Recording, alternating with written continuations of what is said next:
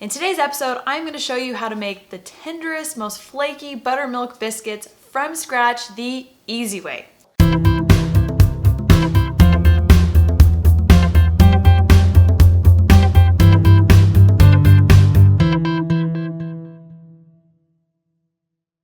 Okay, before we begin, there's a couple things you need to make sure you have on hand to make the best biscuits of your life. The easiest way to do your biscuits is actually not to use the age-old pastry cutter, although if you have this will work. It just takes a lot longer to work in. I like to use my stand mixer and use the beater attachment instead. That incorporates the butter into your dry mixture a whole lot faster, and then simply switch to the dough hook to mix together your dough. My next trick is to actually use real biscuit cutters because biscuit cutters have a much sharper edge and they will cut your biscuits a lot cleaner. If you use a cup, it will actually pinch the edges of your biscuits together and you'll lose some of that nice height and layers that you want in your biscuits. Now here's the big tip, and that is to use your powdered milk to make a buttermilk substitute. If you've gone to the store, you know buttermilk can be pricey, plus it's pretty annoying when you want to make buttermilk biscuits and you don't stock buttermilk in your fridge all the time. But when you have powdered milk, you can actually make a very simple, easy buttermilk substitute. All you're going to do is mix together 1 cup of powdered milk, which means 3 tablespoons, or if you want it thicker, 6 tablespoons of your dry powdered milk into 1 cup of water. Then you're going to add in 1 tablespoon vinegar or lemon juice and let it sit for 5 minutes. You can use this buttermilk substitute in any of your own recipes that call for buttermilk. Think of buttermilk pancakes, the buttermilk biscuits we're going to do today, and also if you have any cornbread or other baked goods that call for buttermilk, you can use this substitute in any of those recipes. Okay, now it's time for me to show you this really easy recipe, but before you do, make sure you like and subscribe, and let's get on with the recipe.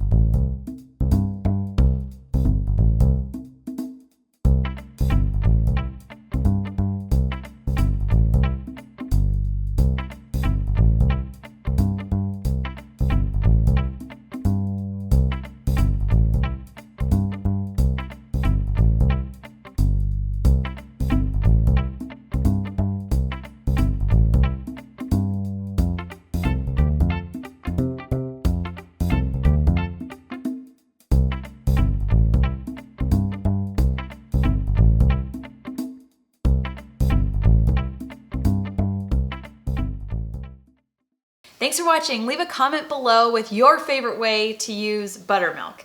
And make sure you like and subscribe. I'm always posting new videos showing more tips and tricks for using your food storage in your very own recipes.